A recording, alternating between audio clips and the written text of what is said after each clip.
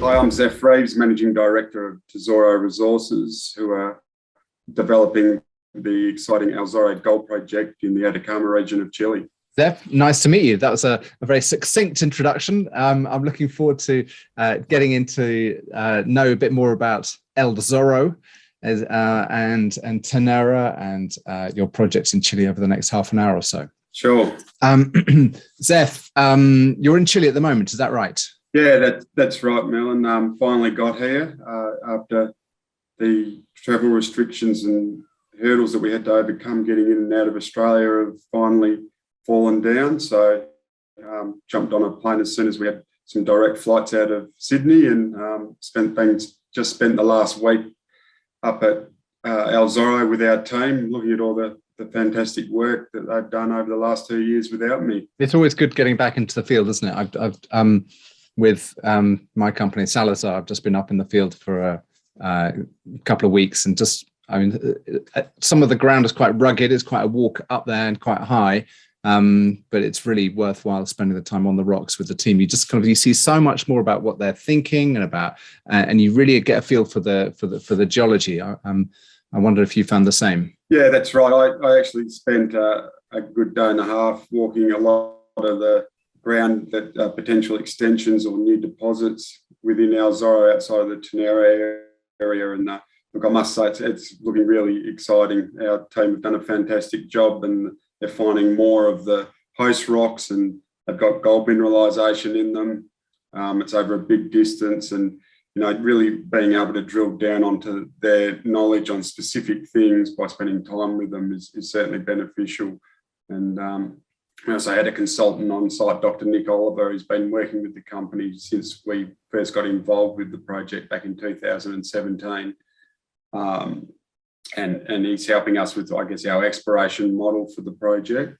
And look, himself and me and our Chief Geo on site, Ruben Caruana, we're pretty excited about the potential that the project's exhibiting outside of Ternera, as well as Ternera itself, obviously. Good. And did Nick come in from Australia with you? No, he's done a big tour for some other clients, so he's been all over the place through South America. I think he was in Colombia prior to coming down here, and he's still on site, and he'll be heading back to Australia next week, I think. Good. But before we get into the detailed geology and what you've seen in the last week, for my benefit and perhaps for viewers as well, can you just give us kind of a summary of the last couple of years, what you've delineated so far, kind of the land package, the kind of an abbreviated history of where you've got to so far, and then we'll be able to look forwards. Yeah, sure. Tesoro was listed on the ASX in just over 2 years ago, so in February 2020. And since that time, we've drilled about 100,000 metres of diamond drilling, a majority of which has gone into the Ternera deposit. We defined a maiden mineral resource estimate, which was announced to the market in July last year, and we've been busily working away.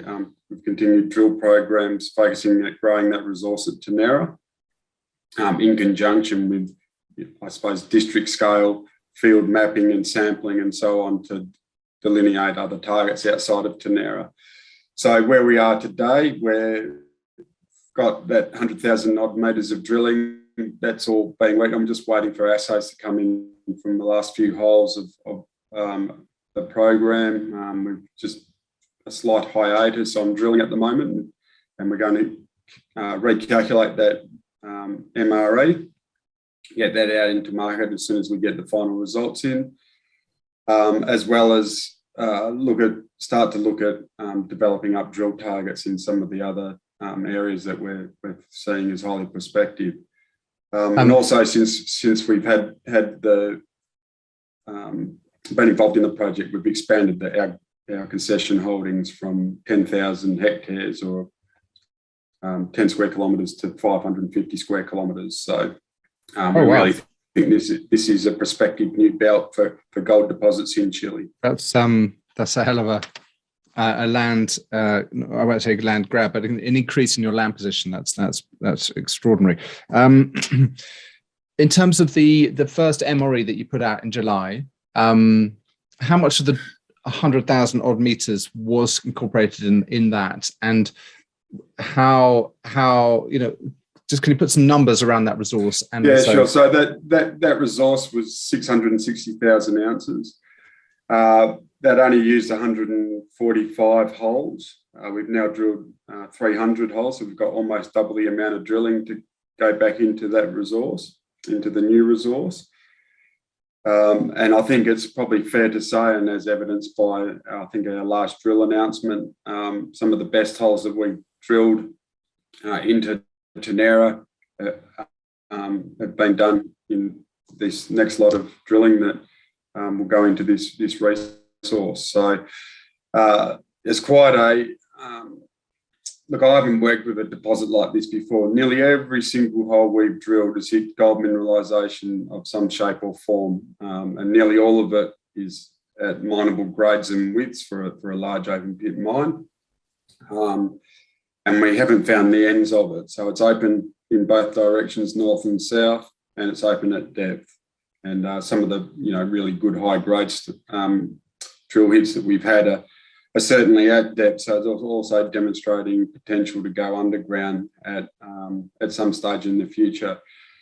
Obviously with these things, there's no limit on depth. You don't come to the end of your concession, so it becomes quite an exciting proposition, particularly given some of the grades that we're seeing at depth. What's the kind of average depth of your drilling to date? Probably most of our holes are around 300 metres downhole, but they're drilled at a 60-degree angle, so that's around sort of 250 vertical distance, depending on topography. So a majority of the resource that we'll report will be inside a pit shell. We'll go down to approximately 250 metres below surface. This is a big, wide, broad ore body with multiple high-grade zones in it. So when you put in a pit optimisation, it tends to take everything, particularly with the really good met and the what we think is going to be around the cut-off grade of 0.3. As soon as this ore touches cyanide and also gets through a gravity circuit, the gold just comes straight out of it very easily. So it performs superbly metallurgically, which allows you to pull the cut-off grade down and we'll just take everything. Oh, so many questions. Have you done petrography and kind of had a look at it, kind of and grain size?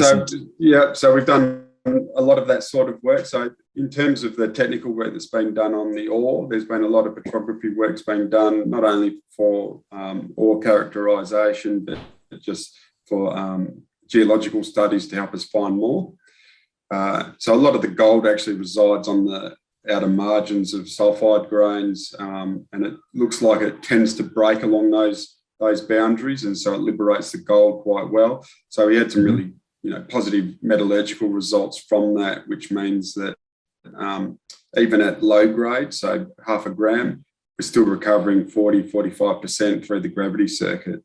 High grades, that increases a bit, but overall the metallurgical recovery at a really coarse grind size of 150 micron. So putting that in context, most of the WA goldfields type deposits are, grind sizes between 70 and 100 micron. So we put a lot less energy into getting this to a particle size that recovers gold.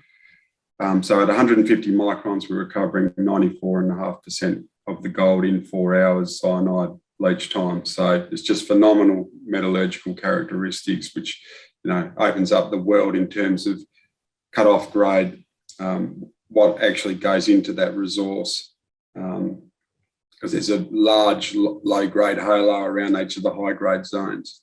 That's the next question. But the first question is sulfides. You said the gold's kind of on the outside of the sulfides. Is that mostly pyrite, or have you got a kind of an array of different sulfide species? We've got quite a few different sulfide species, but it's certainly dominated by pyrite. So probably 90% of the sulfide minerals in the deposit of pyrite. We see some arsenopyrite in the higher grade zones, but the ore certainly isn't refractory in any shape or form, and there's not really enough arsenopyrite to be any type of problem with tailings disposal or anything. Very low amounts. And we see some pyrrhotite in the deposit as well. And that's interesting because in the deeper parts of the deposit where we've drilled these intrusives, that pyrrhotite looks like it's a primary pyrrhotite. So we're actually sponsoring a PhD student at the moment. And he's tasked with some of that more academic work, if you like, to determine what the source of sulphur is for the ore deposit and whether it's actually come out of the primary pyrrhotite that's in the gabbros deeper in the intrusive system, amongst other things, including dating of the mineralisation, dating of the host rocks and so on, and putting it in context of all the igneous rocks in the district. I think you mentioned that the host rock itself is a dike. It's a series of dikes, a complex of dikes. Yeah. So they tend to form as dike swarms, if you like. So you get zones of intense intrusive bodies. So Ternera is actually about 7 main intrusive bodies, all within a relatively short strike width. So you're looking at about a 700 metre wide window where all those dikes intrude. And through that 700 metre wide window, they've been cross-cut by faults, which have acted as the fluid conduits and caused brittle deformation into those dike swarms and basically filled it full of gold mineralising fluids. It's kind of a lithological feature in the sense that it is, but I mean there's a lot of questions around the source of the gold.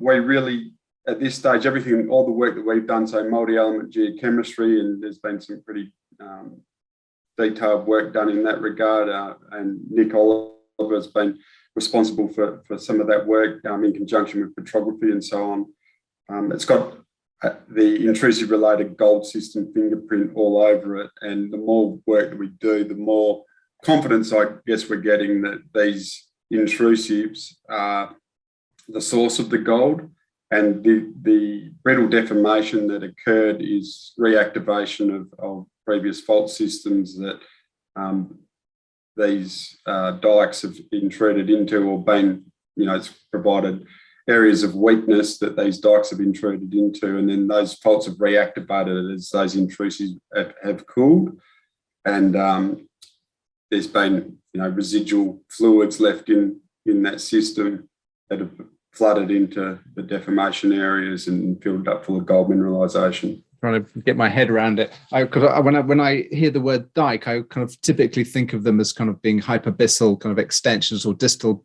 relations to the intrusion underneath. Yeah, well, we're not sure how. There is obviously a larger magma chamber at depth driving the whole system.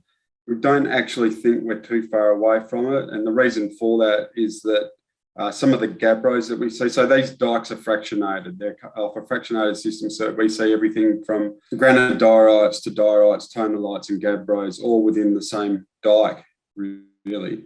So if you drill down one, and so it's telescoping, it's multiple intrusive events out of the same magma chamber. The magma chamber's probably been replenished at some time because the mineralogy's changed. But certainly the geochemistry tells us that they're all related. And that's, rare earth geochemistry, basically spider diagrams and all of those sorts of things. But we're, reasonably confident that a large magma chamber is nearby, because when we get into the gabbros, those gabbros have got a distinctive cumulate texture. So you don't get, and they're coarse grained, and it doesn't make sense that they're distal from, especially in a dike, from a large magma chamber. Those crystals have formed, in a larger chamber prior to being placed as dikes. And settled under gravity. Yeah, look, some of the outcrop that we saw this week was actually mind-boggling. There's compositional banding in dikes that are 10 metres thick. It's like a full-blown cumulate system compressed into these tiny little dikes. And I've worked with ultramafic intrusions in Western Australia, up in the Pilbara region, and we see that type of compositional transition in intrusions on, 100 to kilometre scale type scenarios. But, it was absolutely mind-boggling. So we're trying to understand all of that. Certainly some of the work the PhD student's doing is going to go to a long way to deal with that. So he's doing sulfur isotope work.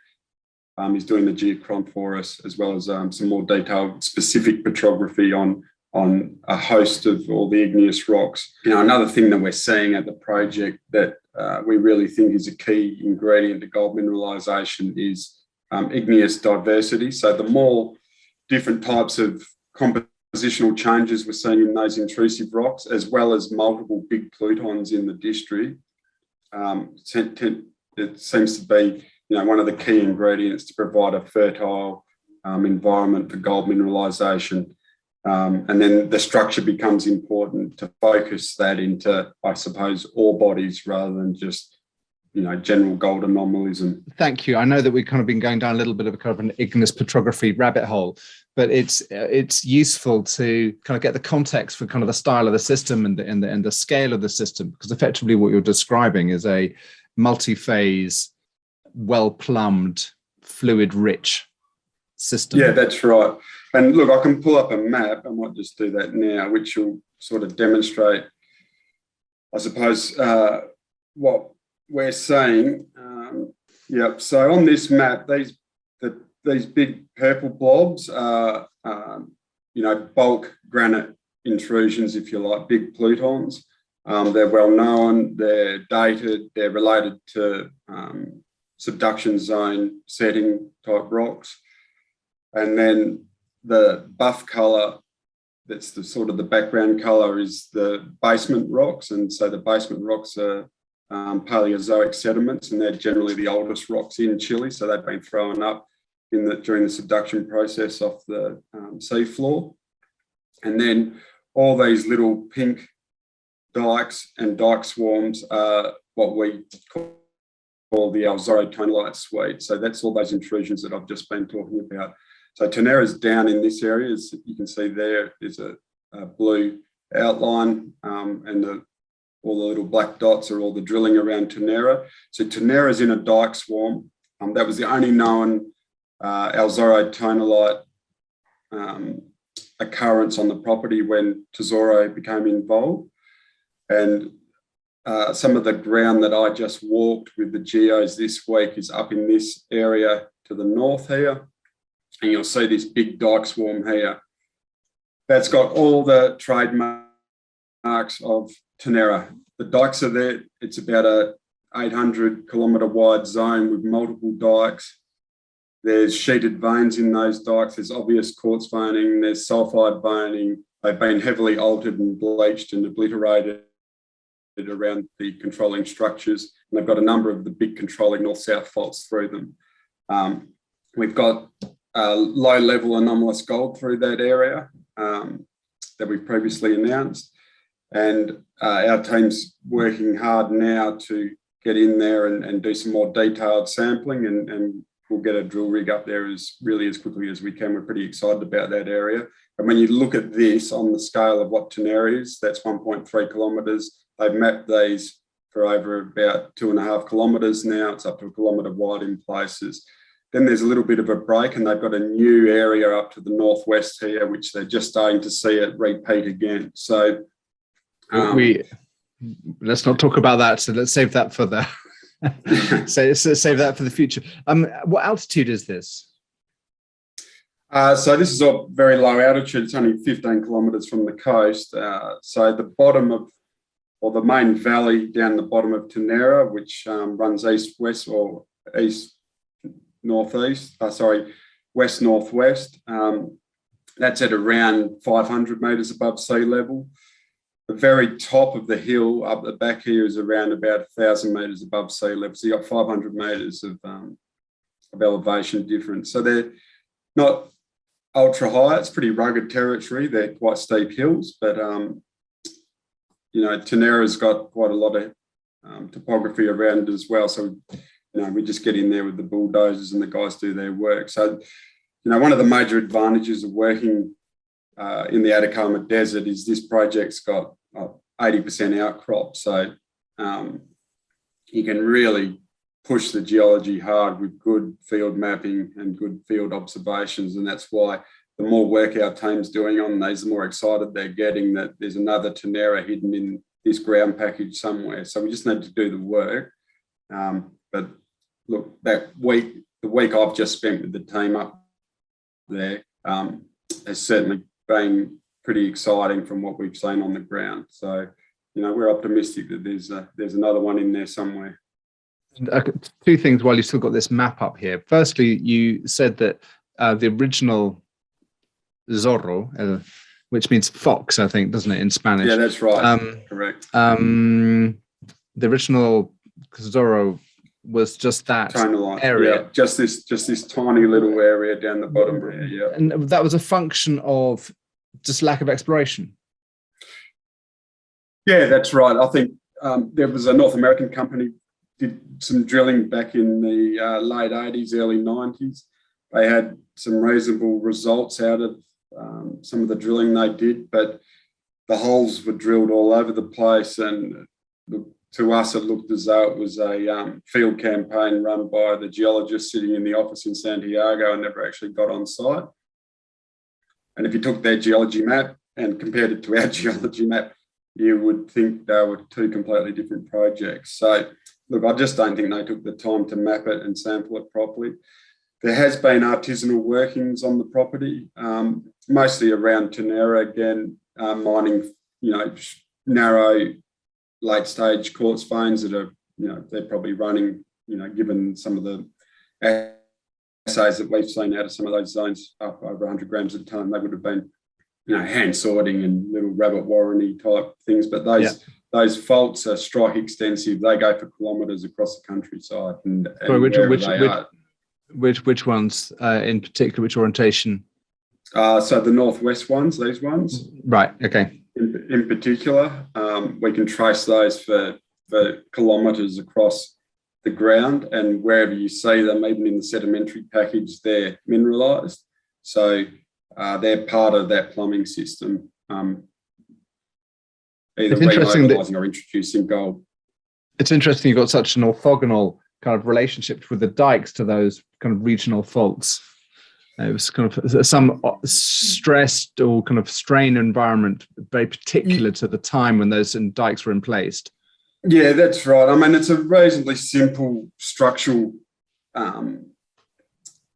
setup. You've got the north-south fault systems, essentially, and branching northwest secondary faults.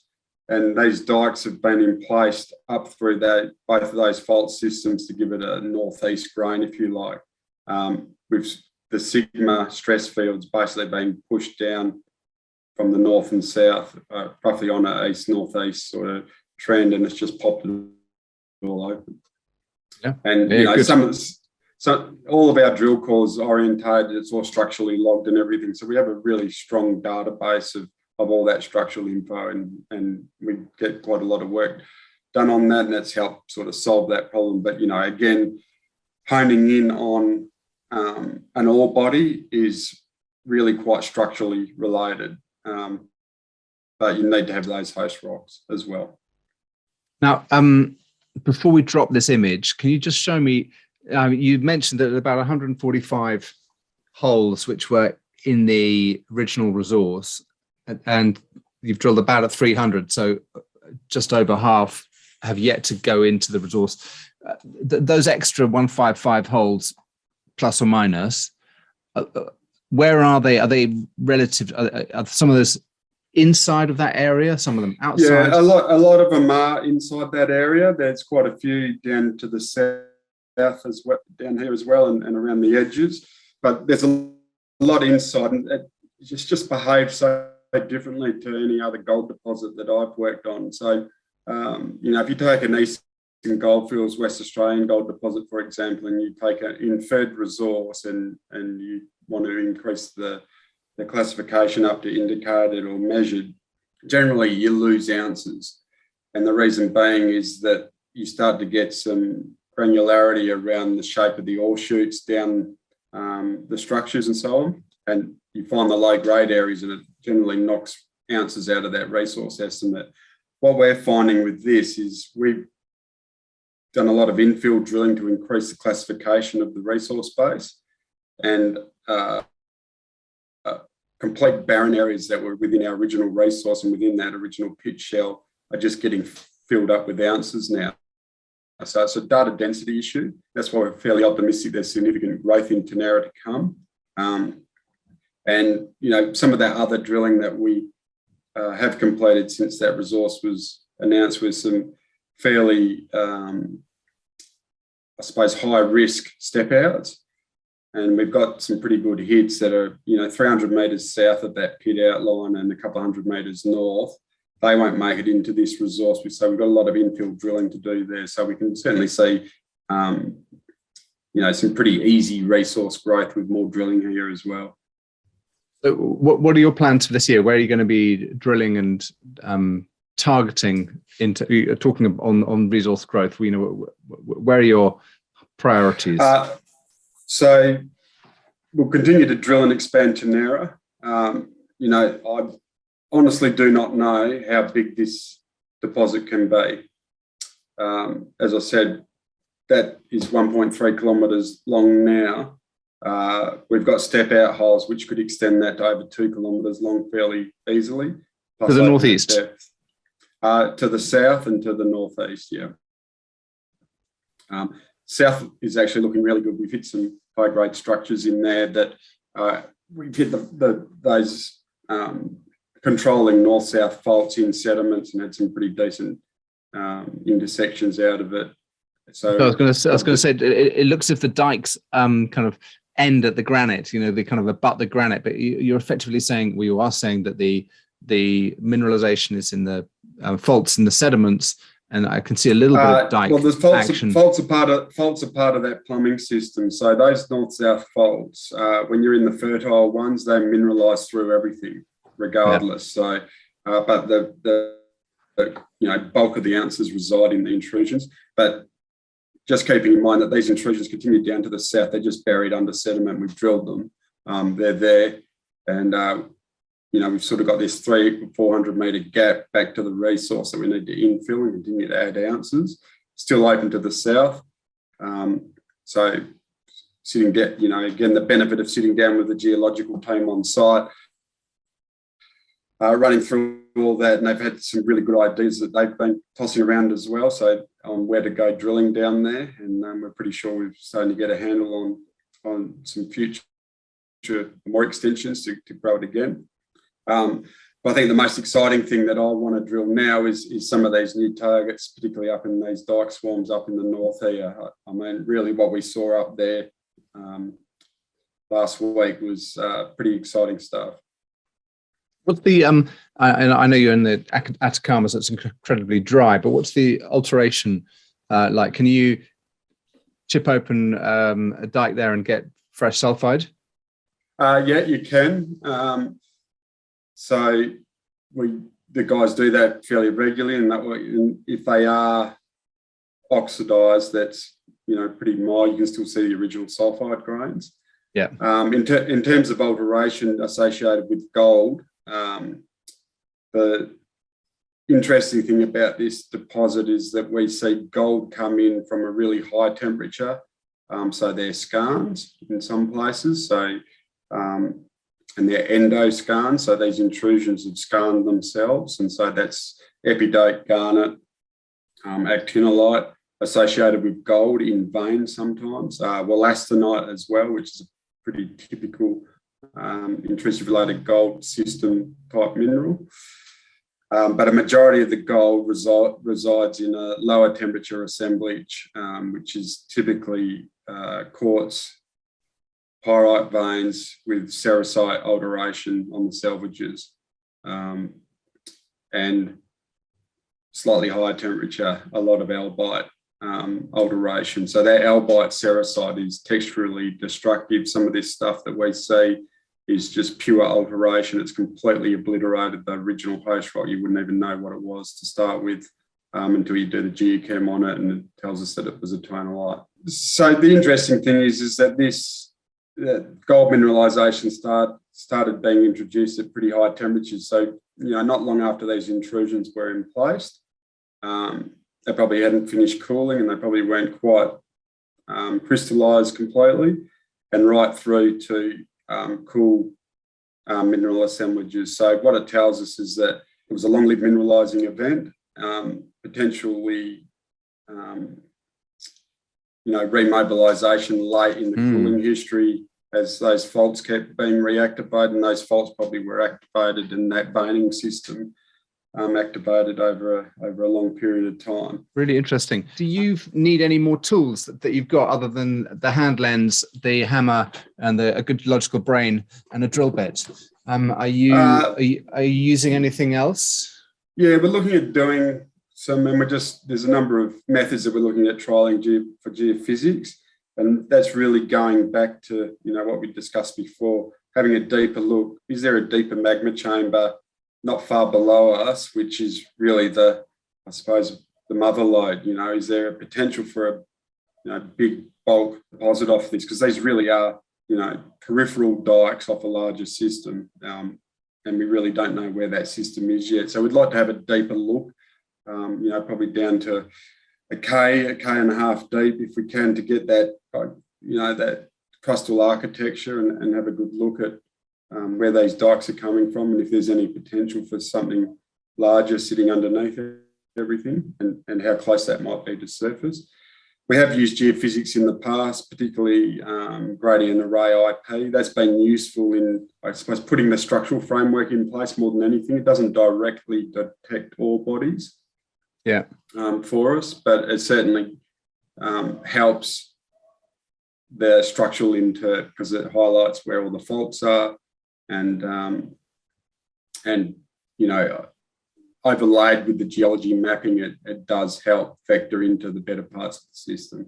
Have you done that? I mean, you've expanded your land position to 555,000 hectares. Are you going to apply, and that image you showed me, how much of that land package was that? Are you going to apply these kind of regional mapping tools, kind of the geophysics or kind of regional geochemistry, or are you going to just focus on that northwestern new swarm through geochem and mapping? Initially, the focus will be on that new swarm. Obviously, we're most advanced on that. We have done a little bit of regional work, which is basically looking for that igneous diversities, their potential for dikes there, and so on, and a little bit of remote sensing work. And we can see the alteration in the sediments caused by the intrusions going for about 25 kilometres north of Ternera. So there's a lot of ground to cover in there, and it's pretty rugged. So part of the, I suppose, future geophysics programs is trialling a number of these methods, which a couple of them are aerial methods. If they work, then we'd roll that out on a broader scale to help us hone in.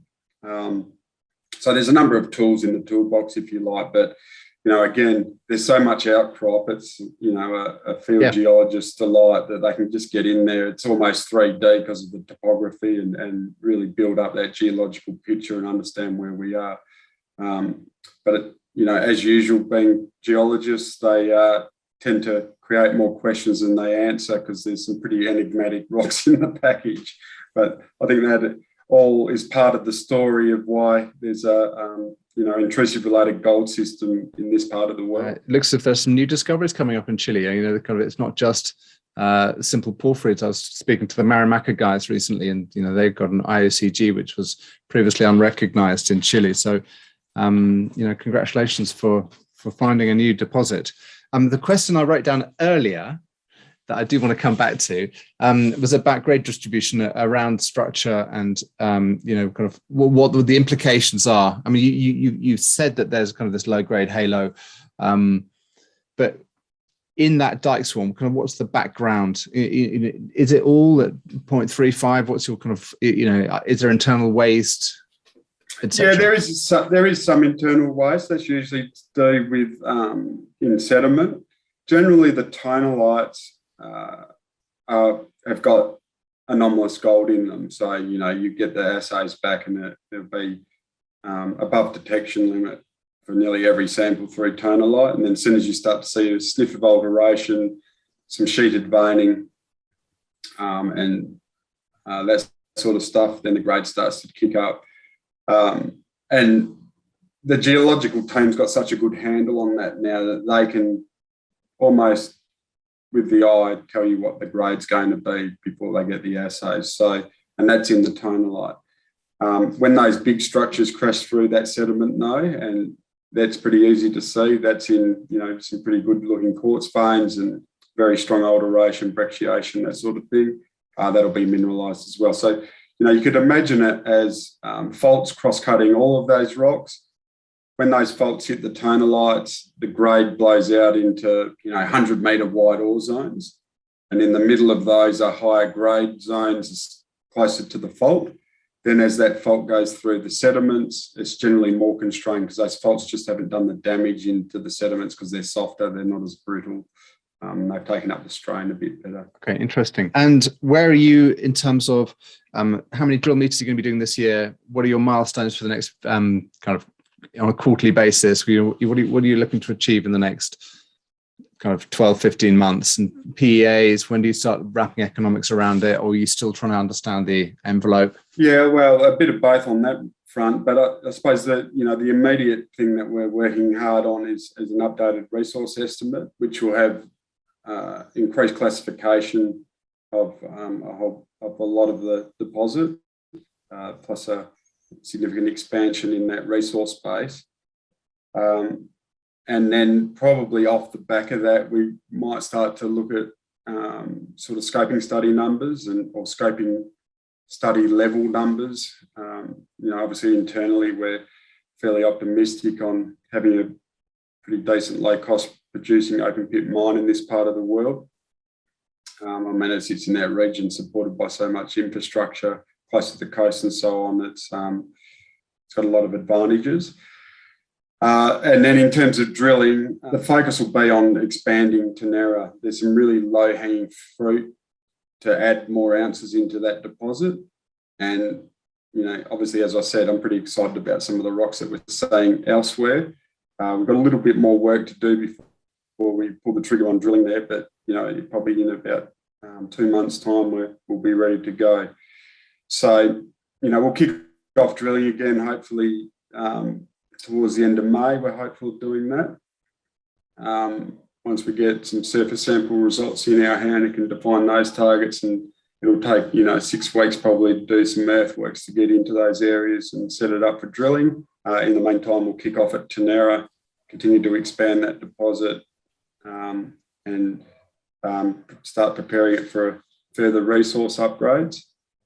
And then probably later in the year, we'll make some decisions around, getting in there for I guess, feasibility level infill and preparing first couple of years of resource for production that can be used for a feasibility study, which we'd start to get stuck into later in the year. The market kind of didn't reward you for your first resource. Was there kind of a misalignment on expectations of what it was going to contain? Yeah, I think so. I think it was probably a little bit of that, and perhaps the educating people around the grade profile of the deposit. Certainly some of the holes that we drill are spectacular, and they're through those higher grade zones. So, it's important for listeners to understand that there's 4 pretty well-defined high-grade zones in this deposit. The best of them, there's two really big, thick ones sitting in the middle of it. They're probably on average 30 metres wide at sort of 2.5 to 3.5 grams.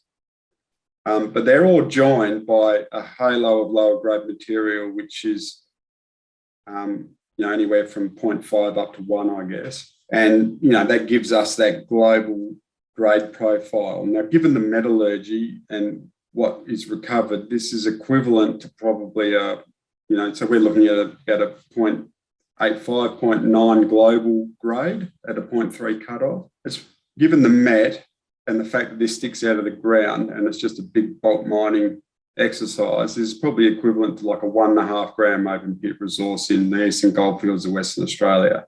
simply because of the metallurgy.